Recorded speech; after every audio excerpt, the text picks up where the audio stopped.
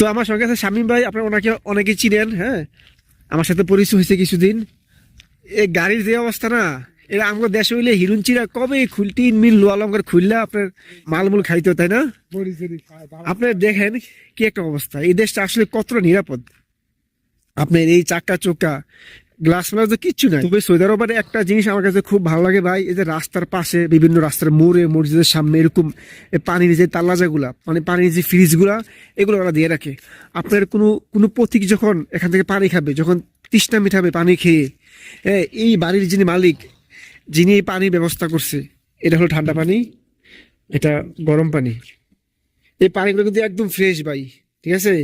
আমিও কিন্তু মাঝে মাঝে দেখাতে সৌদি আরব এমন একটা দেশ, আপনার এই বাড়ির লোক ওই বাড়ির লোককে চিনে না, ঠিক আছে? আমি তো আপনার ফুড ডেলিভারি কাজ করি, আমি এই সব মানে এই এলাকার মধ্যে আমি থাকি, ফুড ডেলিভারি কাজ করি, আমি বাড়ি বাড়ি যাই, মাল দিয়ে আসি, তলব দিয়ে আসি, আমি জানি, ঠিক আছে?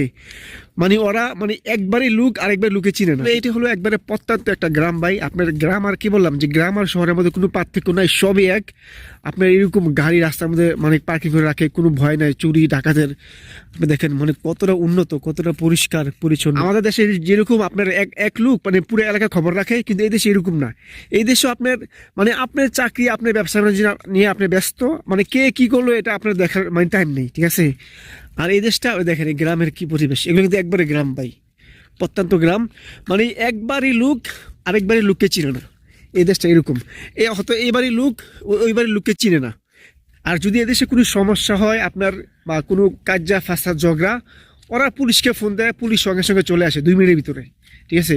আর যখন কোনো মানুষ অসুস্থ হয়, ওরা ওই মেডিকেল টিম আছে, ওদেরকে ফোন দেয়, মেডিকেল টিম 2 মিনিটের ভিতরে চলে আসে। মানে আমাদের দেশে যেরকম পাড়া প্রতিবেশীর মানে চলতে গেলে ওদের সাহায্য লাগে, হেল্প লাগে, পাড়া প্রতিবেশী ছাড়া চলা যায় না, কিন্তু এদেশে এরকম না। এদেশটা হলে যারা যা চিন্তা দিতে আপনার মানে কেউ কাউকে করার টাইম নেই, ঠিক আছে? কোনো সমস্যা হয়েছে, ঝগড়া ফাসাদ, কোনো মারামারি ঝগড়া, কারাকারি, এগুলো নাই। পুলিশকে ফোন দেবে, পুলিশ 2 মিনিটের ভিতরে মারামারি করে চলে আসবে, আসার পরে সমাধান করবে, ঠিক আছে? আমাদের মতো মেল দরবার, চেয়ারম্যান মেম্বার, এগুলোর আবার বাদ নাই এদেশে। তো দেখেন গ্রামের কি রাস্তাঘাট, কি মানে পরিবেশটা দেখছেন।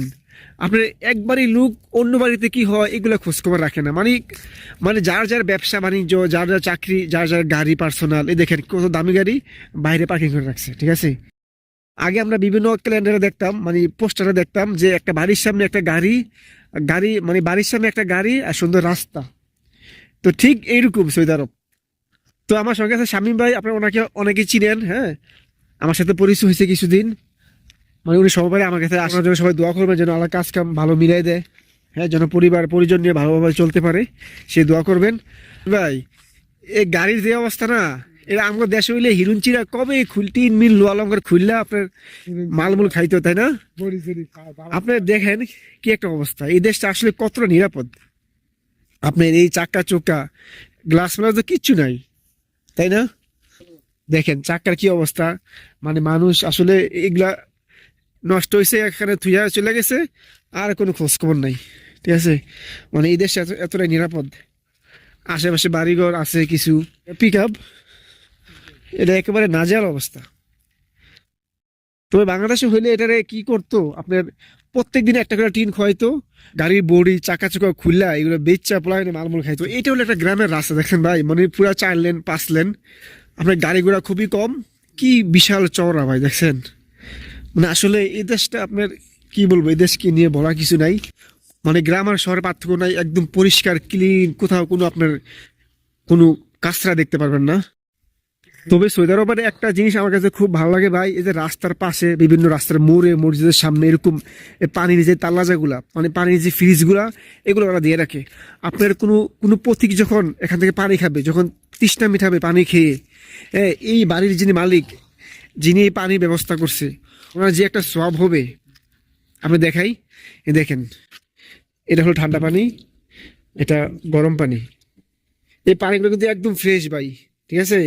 আমিও কিন্তু মাঝে মাঝে দেখাতে নিয়ে খাই, বুঝলি ভাই? পৃথিবীতে আপনার সদাকার মধ্যে সবার শ্রেষ্ঠ সদাকা হলো মানুষকে পানি খাওয়ানো।